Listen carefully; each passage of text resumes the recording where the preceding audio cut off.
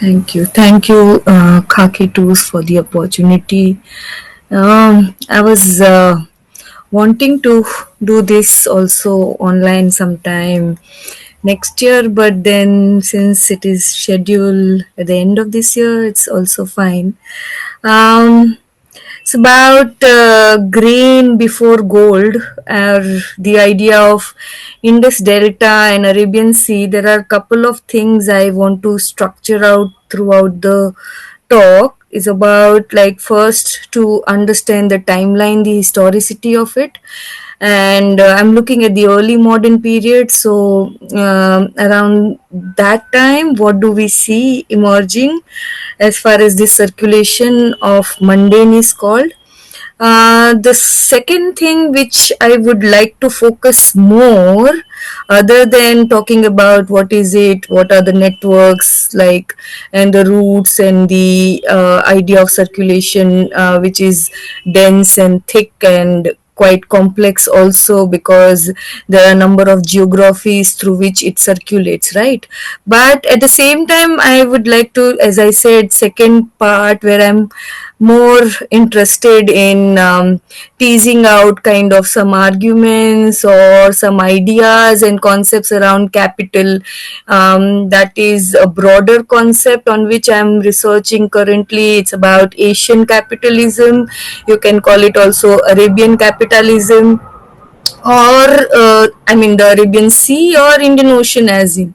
So there are a number of constructs through which, this suffix around capital one can also think of joining, or at the same time can think of imagining through other dimensions like communities and community centric capital formation and wealth creation and other ideas. So as we progress with the slides, we will have an idea that what kind of concept clarity this particular grain trade, which is formulated around two major regions of northwest coast, that is Kutch and Sindh, gives us. So can we just move on to the next one so that we understand what we have to kind of cull out from this particular idea, that is about how mundane grain powered early modern capital. That's one thing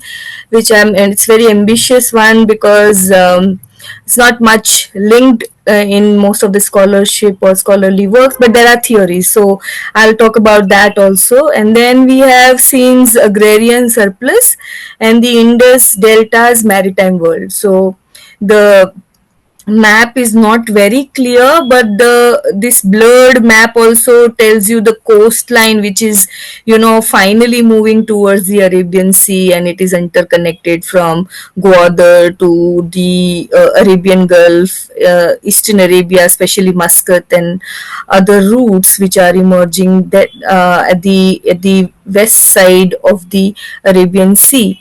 And then I also try to show interlocking regional networks across Kutch, Sindh, and Arabia. So, like the geographical power play or interplay is quickly shifting from one to another, and that is where the complexity arises. So how do we grapple, which network is influencing the other one, or the emerging one, or there are many minor and major networks. So accordingly, let's talk about that. How do we come to this idea of historicity first?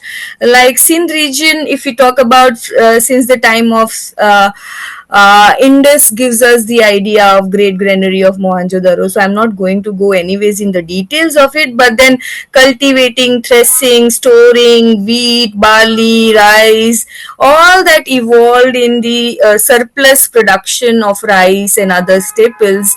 And of course, Sindh could also outlet, the surplus into the neighboring regions skirting around the Gulf of Kutch. Can we have the next slide so that we get to know what which region we are talking about. So I'm talking about Gulf of Kutch. We have Kutch and Kathiawar around that, where through economically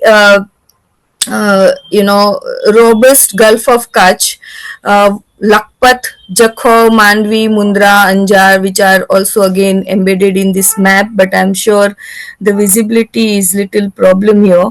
But anyway, so on this is one axis, and on the other hand, when we talk about Shahbandar, Golabari or Gorabari, I mean the sources are giving different spellings.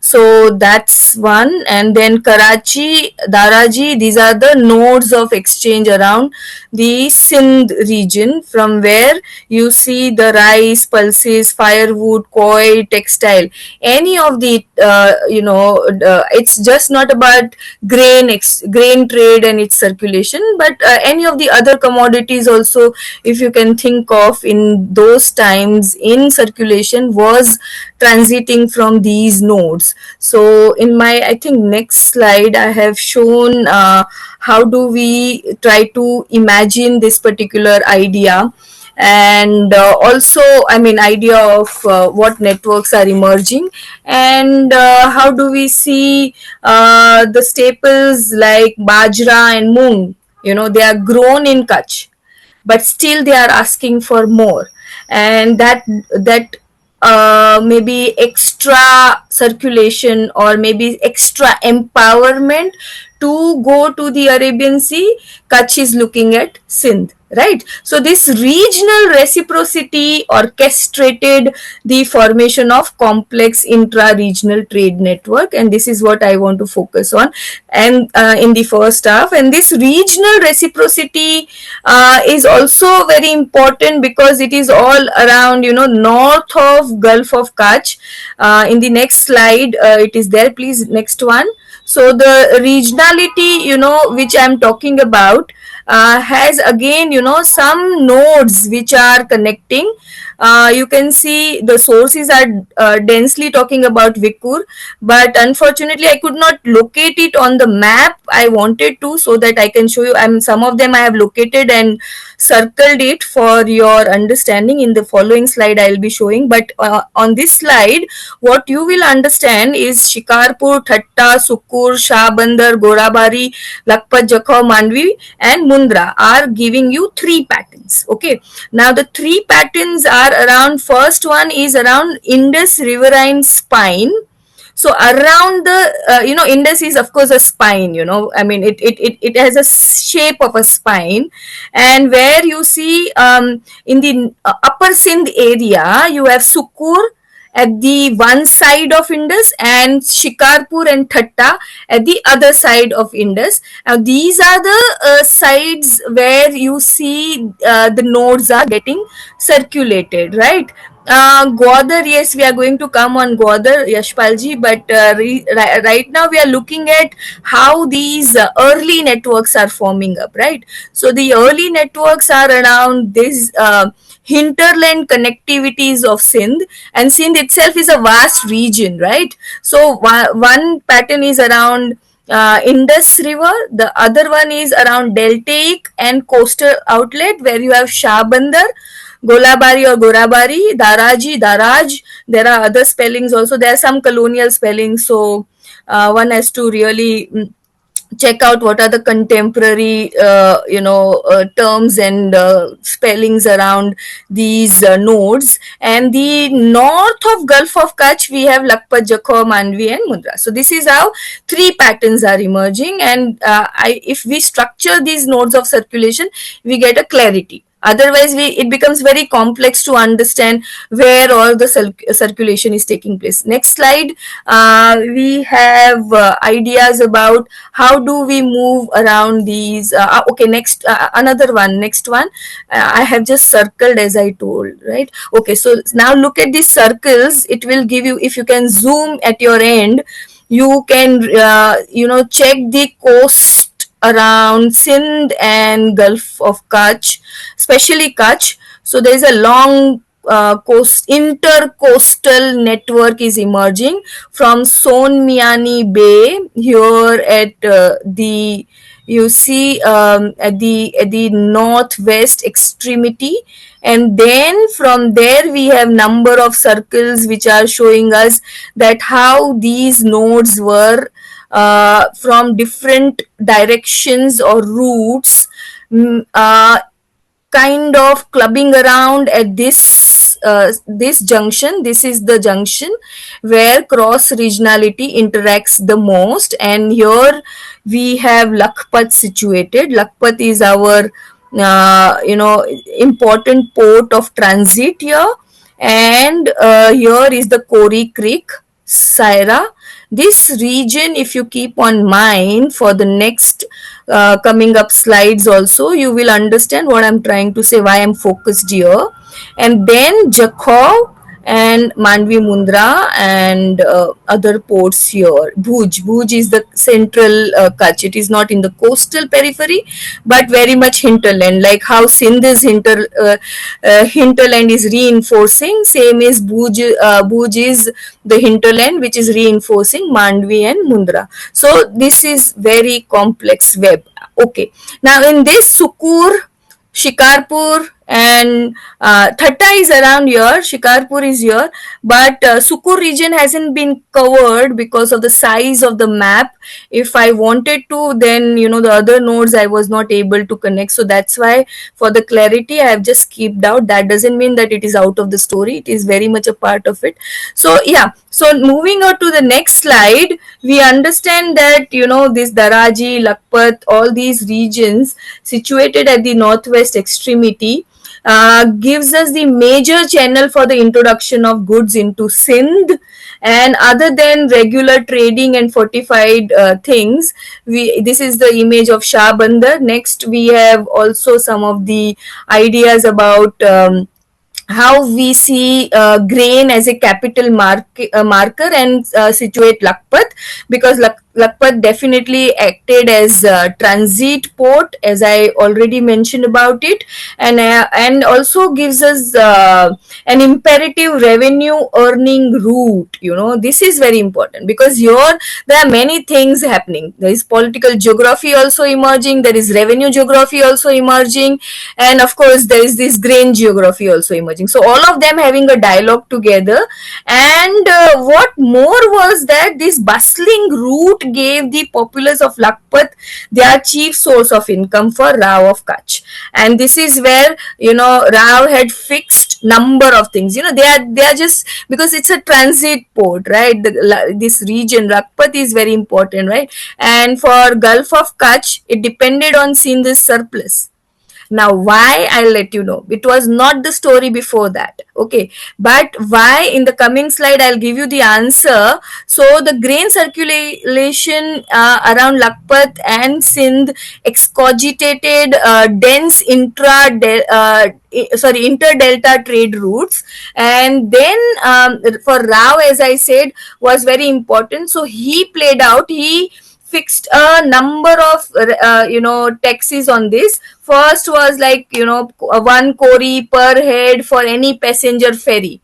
So anybody who wants to go to Sindh has to go through Lakhpat, or who wants to come from Sindh to Kutch, again Lakhpat is the transit, right? So Rao of Kutch is making good money out of it. The very architecture of customs of house of Lakhpat was also designed to accommodate the sacks of grain and elevated windows, because camel caravans are bringing it, right? Because through Run of Kutch, if they are transiting, then that is another way through they reach Lakhpat, and the window is designed in such a way so that the camel can have their fodder from there. So if you visit Lakhpat town, again you get to see that.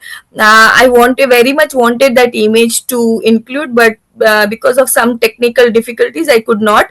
But this commercial stopover definitely attest the idea of regular grain circulation here. And another one is about, as I just said, there is a route through Run of Kutch and Badina. So these are the routes, there are different routes through which the grain has its flow. And this commercial stopover also talks about that late 18th century, there were around 250 Sindhi merchants living in Lakhpat, Lohana and Bhatiyas of Sindh, and especially again Lohanas and Bhatiyas of Kutch. They all were involved in agrarian pursuits and morphed themselves into grain dealers and supplied grain. So they were into everything. They were into, I mean, James McMurdo talks about it. They were into labor also, cultivators role also, and then morphing conveniently as per the season, because it's all about seasonality, you see. So transforming from one role to another role was also very quick, and that also suggests the idea of agility and how agile these communities were, and quickly responding to the patterns which are there around the grain trade. So whatever is the demand of the time, accordingly they are switching on to their roles. Next slide, we will talk about how we see, I mean, this one of the animated image I thought of putting in here, so that you understand that what is the green space when the rice is under cultivation, and what is that dry space when it is harvested and it is about threshing and other processes. So this is a very labor intensive economy again emerging in front of you.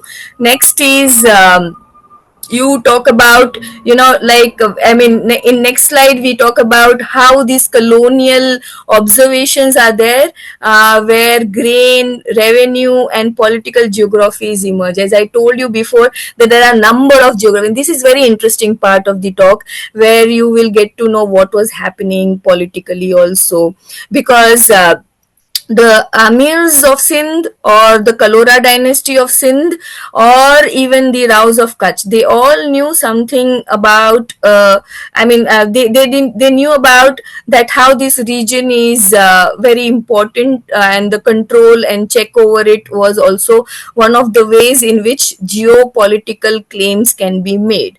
So as I told you before, that the rice cultivation, I mean, for rice especially, Kutch depended on Sindh or maybe from Malabar through Mumbai, but that was very far, that was emerging in the early 19th or mid 19th century. So before that, what? So before that, it was Sindh, right? And here the politics was played very intensely, because the Amirs realized the importance of this Kori Creek and Saira, where the revenue was generated for Gav of Kutch also, and the rice was cultivated. So Kutch was not actually very dependent on Sindh. But when the Kalora dynasty got into the conflict, direct political conflict with the Rao through Battle of Zara, which was the bloodiest, one of the bloodiest battles of Kutch, where where Kutch fought. Of course, very ferociously, but then did not have success, and the this battle had left many scars, in the collective memory of Kutch. But Gulam Shah Kalora also did not leave any stone unturned, and he also created something called Mora Band. I'm giving you one image where, I'll be showing you one image where you can see what is that Mora Band. And to add to all these geopolitical difficulties, we have natural calamity, and that is in 1819, the Great Earthquake, which is been spoken in the colonial records also much. And here entirely the Indus water shifted its flow and turn, and then the region around Saira or Kori Creek, which Alexander Burns also talks about, gets completely blocked and becomes barren, becomes kind of a sandy desert in 1819. So this is the idea of political interventions and natural calamities, where you have revenue, political geography is changing its course, and Lakhpat is the one which gets impacted the most. Once a town which was so bustling, that did not even receive Guru Nanak very well, and Guru Nanak was definitely very unhappy with Lakhpat's Lakpat's busyness, that he was not received well, and he cursed that, for the work you are occupied, so occupied that you are not even looking at me. You won't have that work left in the coming times. And actually, maybe, that legend also can be associated with this idea of Indus waters and Gulam Shah Kalora and other things. Let's move on to the next one so that we understand where are we heading in our narrative. So yeah, this is the slide which talks about geomorphological tectonic shifts which are happening because of 1819 earthquake, and there are these two circles which I am talking about, where you have Moraband and you have Alaband, right?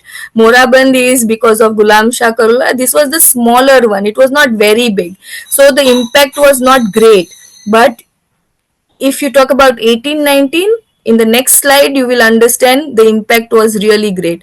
The next slide is showing, if yeah so yeah, you can see this slide. This one is the one which is showing about what is that Alaband is all about, right? And this is the idea of how Saira region and this Kori Creek becomes barren and dry. So these are all again coming from the sources which are used to understand how the geographies are shifting its nature. Next one, where we talk about communities. As I just spoke about, we have to understand communities which are making fortunes, creating wealth, and also focused on the idea of capital circulation. So we have number of communities, the Lohanas. There are two types again, the Thatai Lohanas, the Bhatiyas, and the Bhatiyas are again Thatai Bhatiyas, Shikarpuri Bhatiyas, Kachi Bhatiyas, Halari Bhatiyas, and similarly Lohanas also in the same category. And they are, according to James McMurdo, they were they were laborers. They speculated in trade, and their intra-regional mercantile energies and communities were remarkable. And this is what even Richard Burton mentions in his observation on Loano and Bhatio. He calls them Loano and Bhatio. And there are many racial remarks also in his observation, but if we still filter that, we get to know about that how he sees them. He talks about their description, and they are like, how Sindh Hindu pretends to be very sophisticated, and and deals with the people in Arabia who are very difficult. And this race is an interesting one, but shows the way in which you know how to make money, and the Hindus colonized distant countries. He talks about that, and then propagated their tenets of their own exclusive faith. So he's just trying to, perhaps cover up for the colonial idea of occupation and preaching of Christianity, saying that there was in the Hindus also who were into the similar type of business in the distant lands. Anyways, so that's not the of course the main part of the discussion. So let's move on to the slides, if we can quickly move. So yeah, here I have written about how Bhanushalis, another community which is very important to notice and hasn't been much discussed about, is Bhanushalis.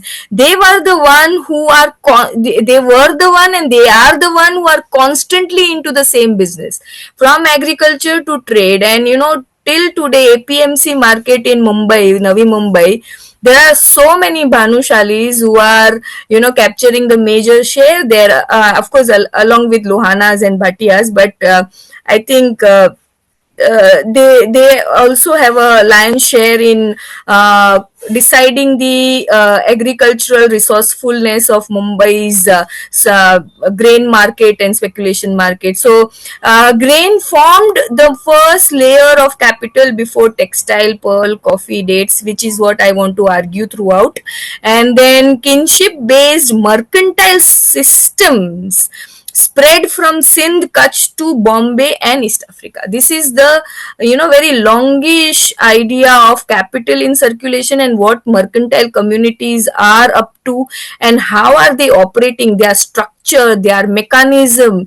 These are the components which is making, which is also making of the Arabian Sea capital and Western Indian Ocean capital. Because if they wouldn't have been that agile and quick enough to formulate this idea of branching out through their family keith and kinship kind of networks, these things wouldn't have been so energetic and robust. I'm not trying to romanticize this idea. They were criticized also for their deals. Also, there are gray sides of capital. There is black and white, all the operative ideas around capital. But at the same time, one has to understand where do we situate them and their role, right?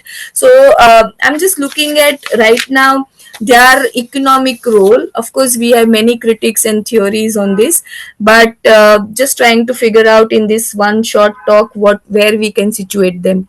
So the next one, we'll try to understand how, yeah, Richard Burton's I just said, so it won't make sense here. So next one, yeah, so we have maritime connections of the Indian Ocean, where Indian Ocean and Western Indian Ocean, right? I mean, I'm talking about, sorry, I'll just reframe it: Indian Ocean, Western India, right? So I talk about how this politics of grain and scarcity and abundance shape the port rivalries, caravan routes, and coastal settlements across Kutch and Sindh, and everyday staples like bajra, wheat, barley, rice finance some of the Indian Ocean's most valuable maritime trades. That could be ivory, that could be pearl, bullion, silver, whatever, but the idea is grain. Now you must be wondering how am I going to connect, but of course in the following slide I'll give you more ideas.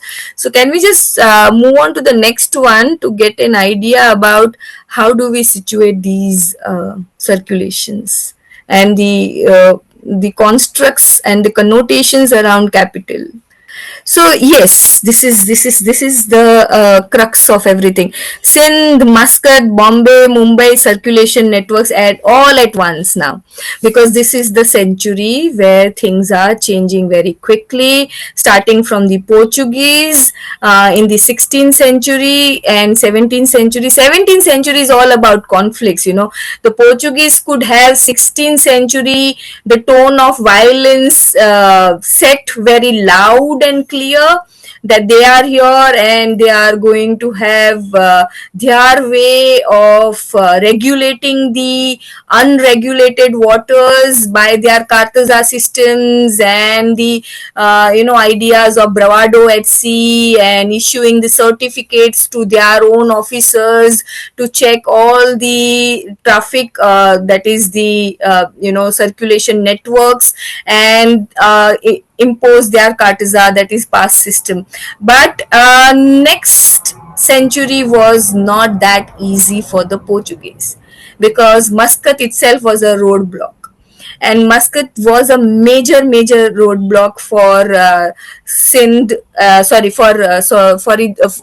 the Portuguese, and definitely the Portuguese were very much challenged here. One of the ports of Sindh, Vikur, which had been sending most of its goods and commodities through Indus Delta to Muscat and through Mandvi to Bombay. These were the networks on which Portuguese were eyeing, and they realized that if they want to check on Muscat, because Muscat had defeated the Portuguese settlement in 1649, and after that the Portuguese were very vengeful, you see, and they were wanting to settle the score, and they wanted to see how they can suffocate Muscat's competency and its hegemonic ascendance, because Muscat was definitely on ascendance by this time, and of course empowered by Sindh and Kutch and the merchants there. One of them was very important, and I think Ibn Razik talks about him very loudly in his work, is Narottam Bania. So he was the one who was responsible for Portuguese debacle in 1649, and Bania, they call it Banian, Al-Baniani. There are various other ways in which they would label these merchants from different communities at just one umbrella term, that is Bania. So this Narottam, of course, was from Sindh. We don't have the idea about his origin in where from Sindh, but somewhere, if I am not wrong, I speculate it's Thatta. So he was the one who, there was this Portuguese officer Pereira. He ended up asking for his daughter's hand, and this is what Narottam Bania did not like it, and decided to kind of check on the Portuguese control over Muscat. And there are many stories around that, how finally being in alliance with the Sultan of Muscat, with the locals, Narottam got his way out and the Portuguese were expelled. So, of course, Ibn Razik writes about it. One has to corroborate with many other sources. What the Portuguese sources are saying, what is their narrative, has to be culled out. I haven't gone into those details. I have been consulting the Portuguese sources, but I have still not got their narrative. So this is just one side of narrative where it is being said that how they were expelled, and after that the Portuguese were hell-bent on settling the score, as I said, and they wanted this to be somewhere checked. So this particular narration goes like this, where you see, I'll just give me a moment. Yeah, so talking about this particular idea, the this Portuguese and their officers decided to kind of block that particular circulation of grain from Sindh or Mandvi, that is from Lakpat or Mandvi, to any other channels. And there was this Moko Pereira, another person who cruised off some of the ships which were laden with grain going towards Muscat, so that Muscat didn't get its supply. So this particular episodes, which are of course coming in the Portuguese sources, again needs corroboration that what was the case actually, but this itself suggests that this circulation was so important, you see. And the Bhatiyas of Thattas from the 15th century to the early 19th century also form the bulk of huge Indian trading community in Muscat. So all these, once the Portuguese were quite aware about, they were just trying to cut off, but they were not very successful. And I think in 1696 this particular blockade was levied, but this was of little success for the Portuguese. So next slide, we talk about even the Dutch. Coming of Dutch was very important. The Dutch were also exploring the market, especially around this region called Karachi, the port of Karachi, which is again there in the map from Son Miani Bay. If you move on, the first port which comes is Karachi. So they were just trying to, reach out to these regions where they can from Batavia or other Southeast Asian ports, they can bring, especially in Indonesia, of course, they were just trying to circulate spice. But with the geography and the climate, this perishable spices were not sustaining, especially in Sindh, and they are writing about it. So their exploration was around 1630s, and by the end of the 17th century, you see the Dutch were not very successful. They decided to quit the market, and their records are there, definitely talking about that Karachi is located at the brackish stream, everywhere broken by small inlets, about 3 miles inland. It has been inhabited by Sindhians and Banias, of whom the latter is conducting most of the trade, and it exists on the navigation to Muscat along with Persian shores in Cambay, to Cambay as well as to Konkan, Kanara. So the Dutch are quite aware about the networks of this grain circulation, and they tried to explore, but they were not very successful. So by mid 18th century, you see them saying bye bye to this region, and they've much focused their trading operations in the Southeast Asia. So coming down to at the same time Mumbai, you see Mumbai, because of its nodal point to east west circulation around the Indian Ocean. In fact, I need a very separate lecture on how to talk about Indian Ocean Bombay, because I'm very ambitious about this entire project to write down and publish. As you see, Bombay's geography also, especially in the South Bombay area, is quite shaping and reshaping around the commodities which are in circulation. So we know about bazaars of Bombay, and we also know about number of bazaars. So this particular image which is there on this slide, it talks about Bhat Bazaar. Bhat Bazaar in Kutchi, Gujarati, we call rice as bhat, cooked rice, of course. And then I think even in Marathi also they say bhat. So this Bhat Bazaar is about,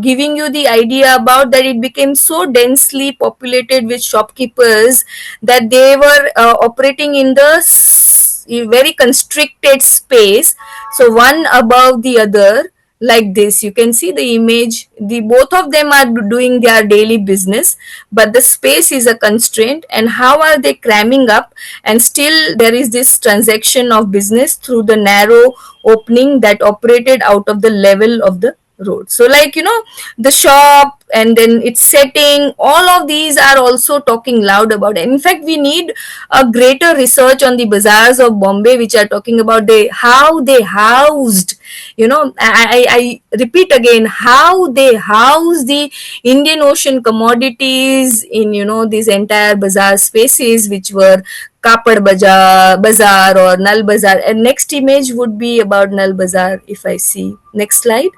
Yeah, so this is about Nal Bazaar, and again, this Nal Bazaar, I have heard a lot about our community people also getting into this grain circulation, the Goswamis. Not many though, but some of them were into these circulations also. So it opened, in 1867, and it gets its name from the Hindi word Nala, which means ravine and gutter or drain. But it is named so because in the past main drain used to flow around this area, and of course on its way to the sliding gates to control water. But this is not the idea of Nal Bazaar. Nal Bazaar also, if you want to buy good dry fruits, you get to see this circulation happening in this. So two bazaars which I identified of Bombay, where you see lot of grain circulation, and yeah, so Bombay's economy was definitely also getting benefited out of this. Next slide, please, where I can explain how do we see grain across the Arabian Sea, and going on to the second part of the discussion, which I want to focus that how this mundane circulation was empowering the idea of capital. So Sindh was of course major supplier to Muscat, as we have already seen. Portuguese Omani rivalry also was there, and then Karachi, Thatta emerged as a major provisioning ports. This is what already we have seen, but this image is very important.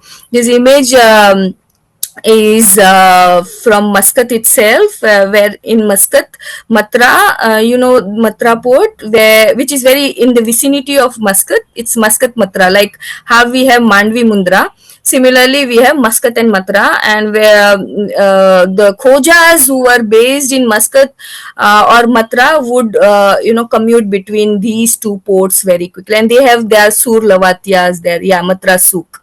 Correct, correct. Matrasuk, and then in this, you see, it is a very animated shop where you have grain, you have number of other commodities which are hanging over the shop, and then you see the Arab who's of African origin helping this Bhatia merchant in this shop. So this particular Muscat Bazaar or Muscat Souk was also occupied chiefly by the Bhatia grain traders, and these Bhatias were the one who were making this circulation very vibrant and robust in nature and profit making. And till today, if you go to Matra Souk or if you go to Sur, you see Bhatiyas are still occupying that space. So that is very historic and should be preserved,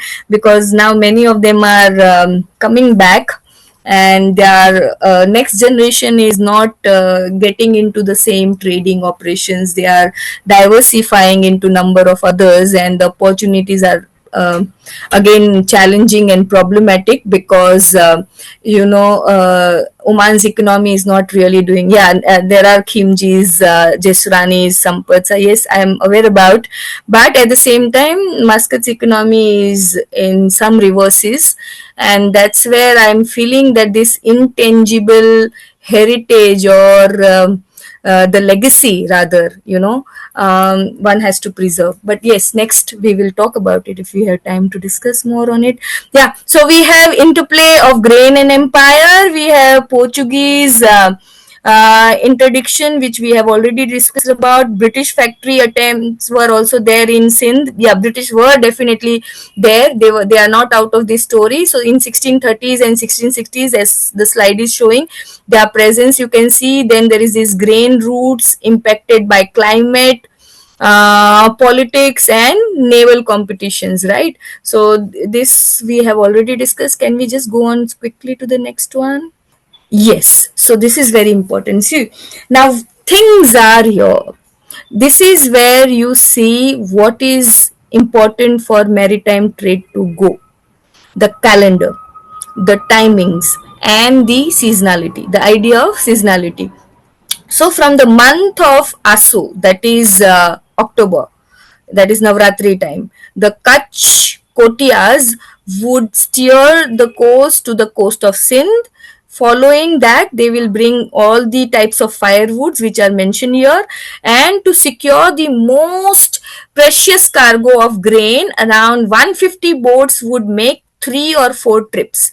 Now, each of the wood laden boats would pay all the types of taxes to Sindh government: 5 and 1/4 rupees, or 5 pies to Miran Peer. So, see, even religious establishment tax them, and then 5 pies to Sipahis. So, different outposts are taxing them, and still this is going on, because this seasonality is very important. It is talking about continuity. Even if it is seasonal, it is continuous. There is a pattern which is constantly running through, and that particular thing talks about endurance and resilience.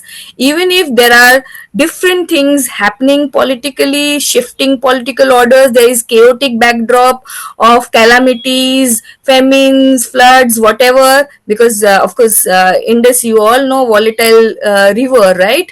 So things are definitely impacted because of number of disruptions.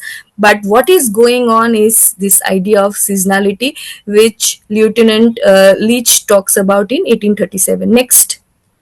We also have the idea of mundane exchange. So this slide will give you the idea about, which again Leach writes down. You can see the number of commodities, and this is not the one thing. There are number of records, number of commodities which are listed in his entire report about Mandvi. This itself tells you that how power packed the cargoes were.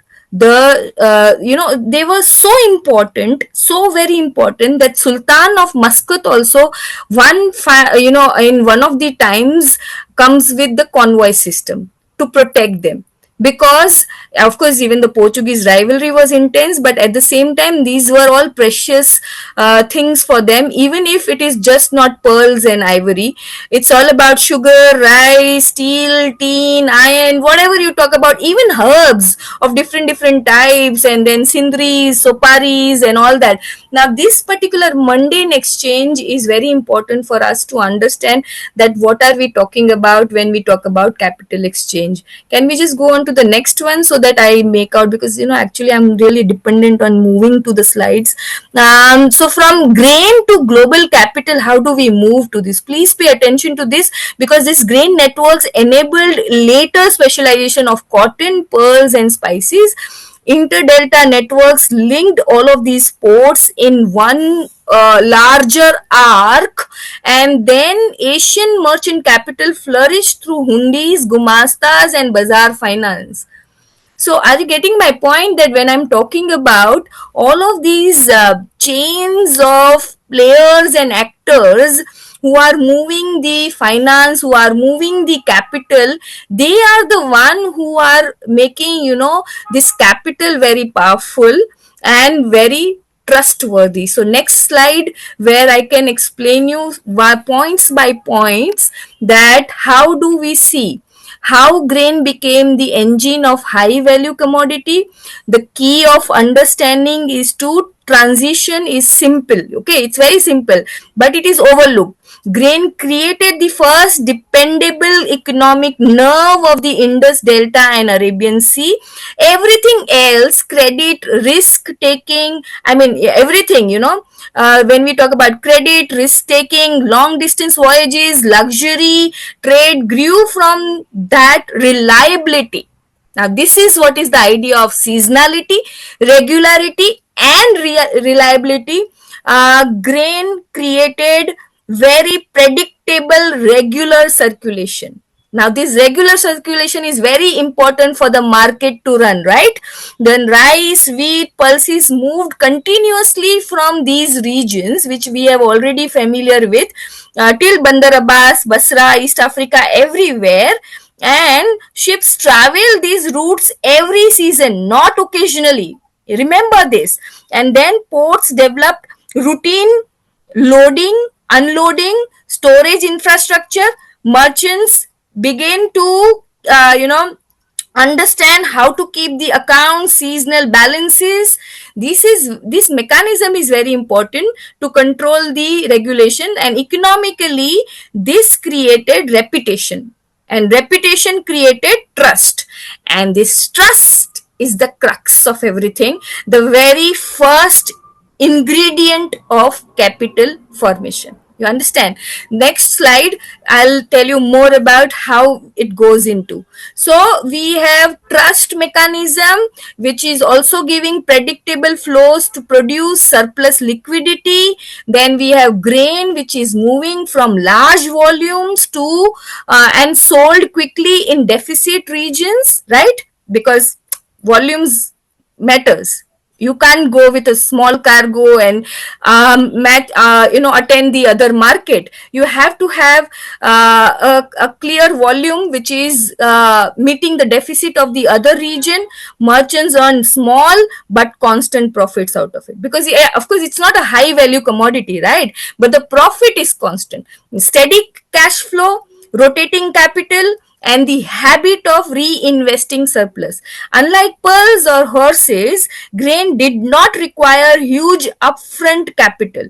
Even small merchants could participate. This is very important.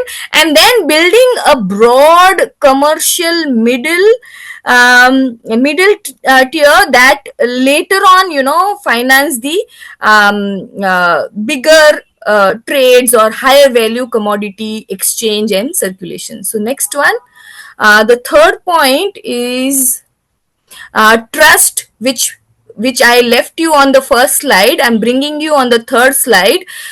Trust built through grain trade enabled credit instruments, right? So one of the very important credit instruments, you all of you know, is hundi, bill of exchange. And its power and empowering ability of extending credit in short term trade, in advances and advances to the procurement worked very well. Even if you want to procure ivory, if you want to procure pearl, everywhere this credit instrument was making magic, but at the same time not without grain in the backdrop, because provisioning for any procurement, reinforcement for any procurement was grain. And without that, this particular, it was, see, it was working in tandem, credit and grain, credit and grain. So it was a very silent currency. You know, grain was the common commodity through which merchant tested reliability. Someone who settled grain accounts on time could be trusted with larger credit later, right? Next. It also enabled rise of number of players, as I have told you, and the networks. So gumastas, dalals, then you have accountants, shipmasters, warehouse keepers, and these layers formed a commercial infrastructure, and that could then be repurposed for high value commodities. See, repurposing, right?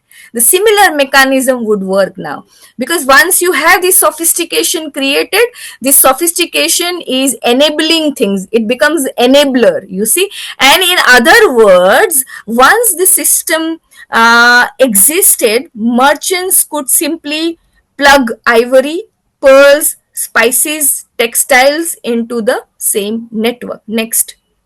So you have high value commodities which are running long credit cycles. Grain made this possible. So pearl diving, horse trade, and the spice trade were very risky. And of course, also, the vagaries of markets, or the volatility, market volatility, or something called entire expedition of ivory procurement or caravan going haywire or tossed, because there are some kind of disturbances in the Central East Africa's jungle, or pearl diving season, a pearl diver is absconding. So there are number of ways one can see. But then these voyages lasted months, and there were not just one or two, there were many expeditions sent at one time in the Central East Africa, and at the pearl fishery beds of the Arabian Gulf. So profits were uncertain, investments were large.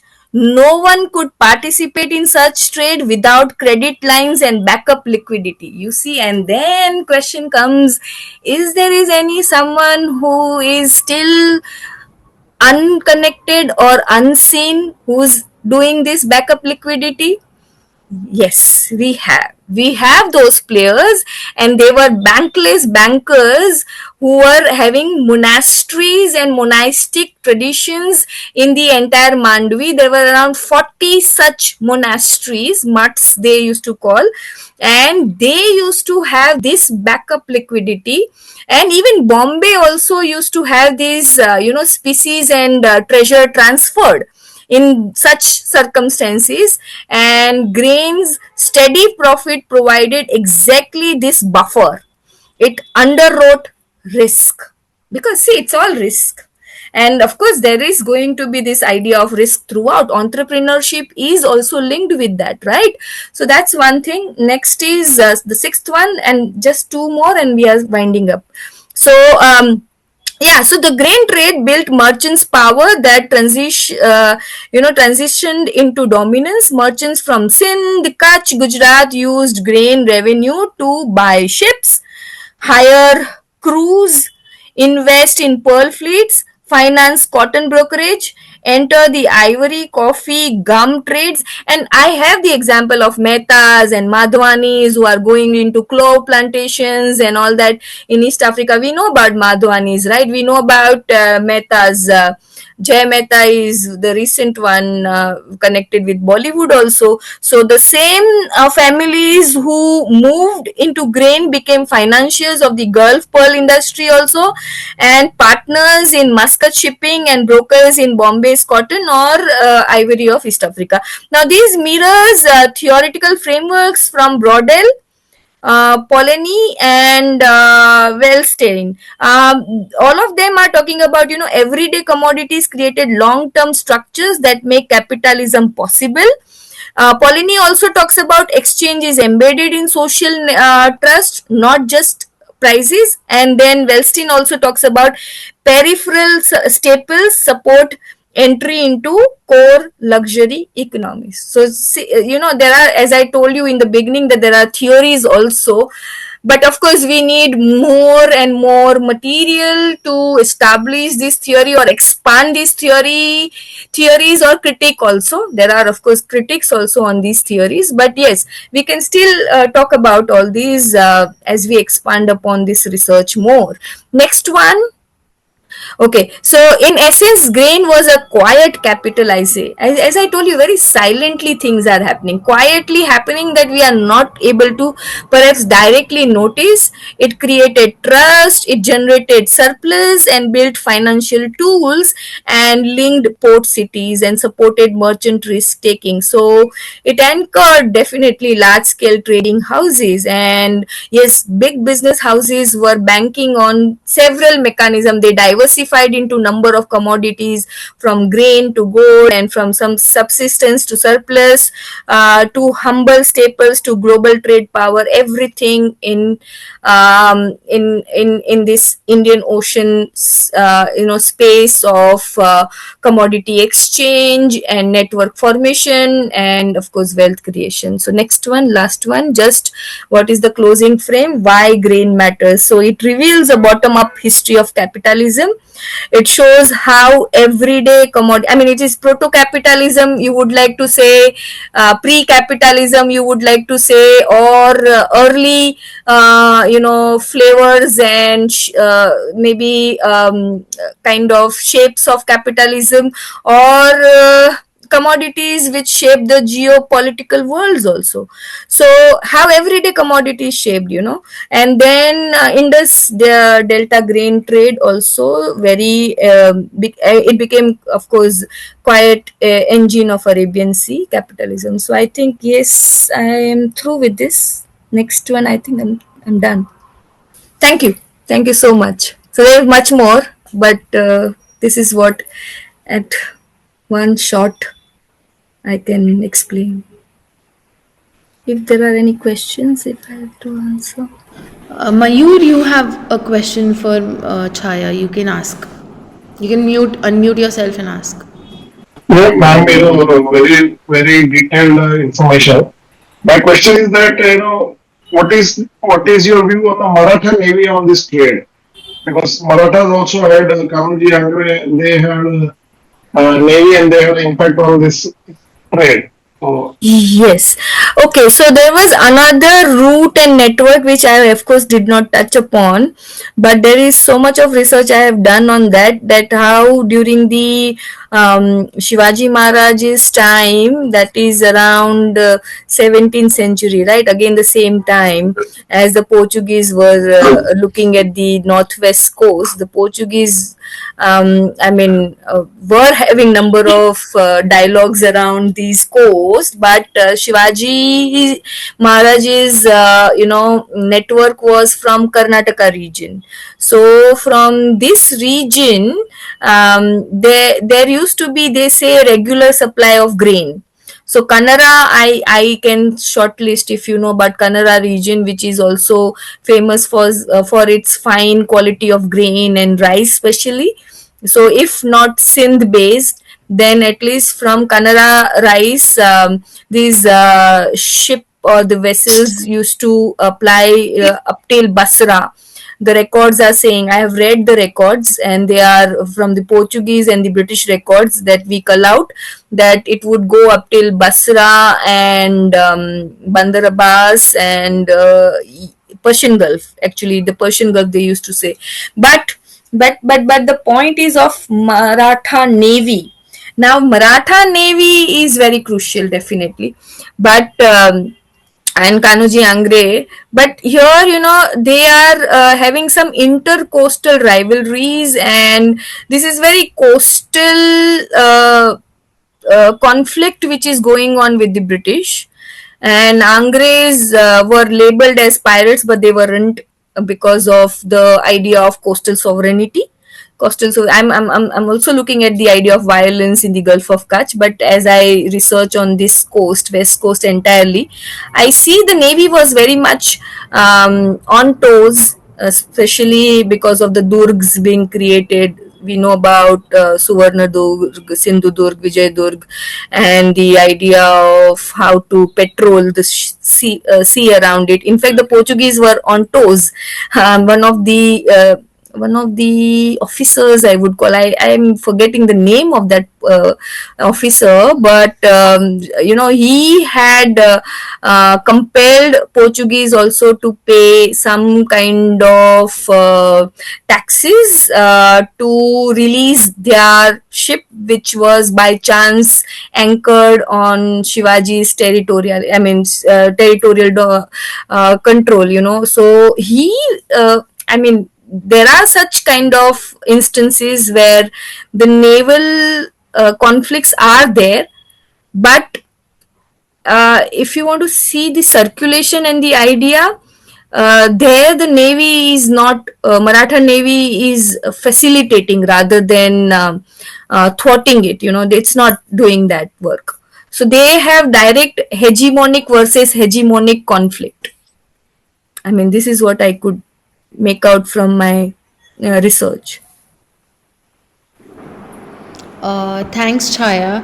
People are really appreciating your talk. Rahul Shinde says, thanks, Chaya ma'am, for a wonderful and informative talk. Indrashil Rao says, thank you for your wonderful talk. Ajay Agarwal says, very interesting, which it really was. He also has a question for you, which says, how were the different rates of grains decided? Okay, so about the pricing, as we, Ajay ji, you have also researched on this. I am very well aware about it and would like to talk to you. But the pricing, we don't get to know more about unless we come to Leach's report. And there he talks about that what are the, which commodity would be sold at what rate. But since it was not a high value commodity, it was, what I can make out is constant, not exactly constant, but somewhere, because the pockets of the locals who were buying this was not that very powerful. So were not very powerful. The pockets were small pockets, but at the same time, if it is, that is why I think Arabian Sea circulation mattered to them. So they would decide the prices according to the times of exchange or seasonality. So if it is a very critical time, definitely it is a very profit making time for them, right? So they would maybe speculate accordingly. And yeah, speculation was also based upon whose ship is reaching first. It be sugar, rice, whatever you talk about, there used to be a race. There used to be a great race even from the China Sea, by the way. So even if it is circumnavigation or whatever, this race used to be always to capture the market. So most of the times I have seen that whoever's cargo laden with whichever types of goods, maybe grain or ivory or pearl, they are the one, whoever's ones reaches first, they are the one who are deciding the prices. So this much I have come to know through my research. But actual pricing, I'm sorry, I won't be able to give. I will have to check. Maybe I have skipped out that in reading that, but there is a possibility of getting the statistical details there for sure. Thank you, Chaya, for this. We also have Pradeep asking us till what period the grain continued. Like, what was the period till the grain period continues? Till today it continues. But I mean, when I was in Muscat, Pradeep ji, I remember my sister made rice for me, and I said, wow, you get such nice grain, of rice, which is very long rice, basmati. So she said it comes from Pakistan. I said, where? Pakistan? Why? So she said, yeah, it's always like that. Regularly, it comes from Pakistan. Then I realized that this is Sindh, you see, and Sindh is part of Pakistan. Till 1971, Pradeep ji, I see this traffic was regular. Even Bombay used to get this supply because Bombay, Karachi being sister cities, right? So they used to get this supply regularly. But after 1971, the borders became frozen, and that's why it got impeded. So yeah, 1971 you can, and then steam navigation also somewhere dented this, but that was in 1860s when in the introductory part. But yeah, if my research says that in till 1971, I mean, if you talk about Bombay, Sindh and all. But Kutch and Sindh, they have kept their boundaries very porous. So from Run of Kutch, they say some traffic regularly goes on. So I'm not sure whether they are still extending. But I know about Ajrak.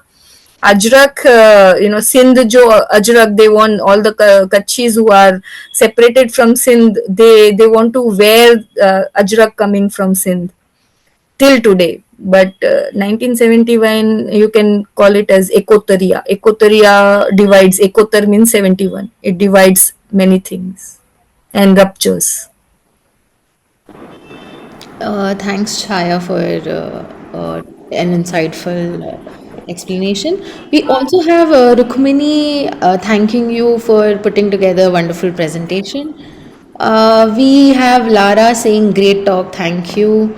We have Captain Mohan Narayan saying, Chaya, what a splendid maritime trade network of the Western Indian Ocean you have painted. Always a pleasure to listen to you. Grain was the quiet capital of Indian Ocean trade. Splendidly put. We have Sukhi asking us, how did the vagaries of seasons and rains, etc., affect the credibility of the merchants? It did. As I told you, there are so many ways in which market would fluctuate. But the credibility won't be a dent because, there are promises which and the trust network, because trust is what was their key to their, I mean, was a very important key to their success. So they would definitely make up for the losses they cannot because of such kind of natural calamities. And they used to devise, I think, this bill of exchange accordingly. So the deferred payments would, kind of somewhere save them from a fallout in the market, or falling out from the trust idea of trust. So their credibility was definitely always negotiated, and they would devise this mechanism as per the changes. So negotiation is the very important term here, which I think they have to somewhere, because these are all long distance markets, you see, and these long distance markets are, as I said, they have backup liquidity also. So somewhere or the other, they would own it even if they incur the losses.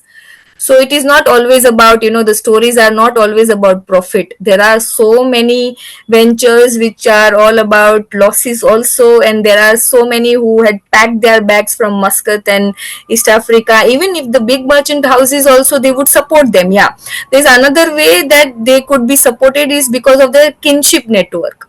So somewhere they would try to make it up from the profits which they have made from other commodities, or from their own brothers or uncles and all those who are in the same family. But at the same time, if it is still not making it up, it's bankruptcy. And then bankruptcy was mandatory, and then bankruptcy was also declared. Whatever come what, they have to declare their bankruptcy and owe I mean, they have to own it to their failure and pay it till the time they can, or I mean till the time they are able to, or their sons will do it. But credibility was never at toss, somehow to be repaired, be your profit, be your loss. Wonderful, Chayaji. That was really insightful. We also have Indrashil Raoji asking us, all the cargo went from India to Muscat. Did the ships return empty or bring some cargo back? Oh, of course, dates and everything. You see, pearls, dates, especially this is how this empowering thing, na, grain, that it becomes a barter currency also, Rauji. I mean, Captain Rao. So, you see them, the things are quite very much complex or webbed in such a way that this exchange is never one sided, it is reciprocal. It is very, very reciprocal, and they are loaded, always loaded. So, in fact, barter is highly negotiated in such a way that even if your commodities are mundane, because they are need based, they are dependency kind of commodities, so the other one which you are asking in bargain or return has to be much more profit oriented than the other one. So yes, Muscat could give many things, salt fish, number of things, like because Kolkata would demand it. There's this lot of transoceanic engagements also. Coffee for example, coffee from Mocha is coming down. Coffee is not consumed in Mumbai or Kutch, because Kutch people drink a lot of tea, but then they are re-exporting. So there are many commodities from Muscat or the Arabian Gulf, or even up till Basra and Bushehr, they would bring down to Mumbai for the re-exportation, right? So yeah, the cargoes were always, in fact, richly laden with the commodities which would talk about capital at loud. I hope it answers. Yeah, it did. It really did. We have Shrikant Kensur saying, what a wonderful talk, Dr. Goswami. Learned a lot and kudos. So we have all that for our Q&A session, and we really are grateful to have you, Chaya, today. We are actually thankful for you to, you delivered such an engaging talk for us, and we also truly appreciate the time and effort you took to share your knowledge with our, audience. And this session was thoroughly enjoyed by everyone who attended. People have really appreciated you in the comment section.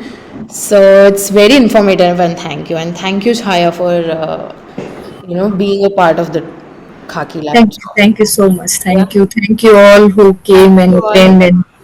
Ajay ji will talk over the phone.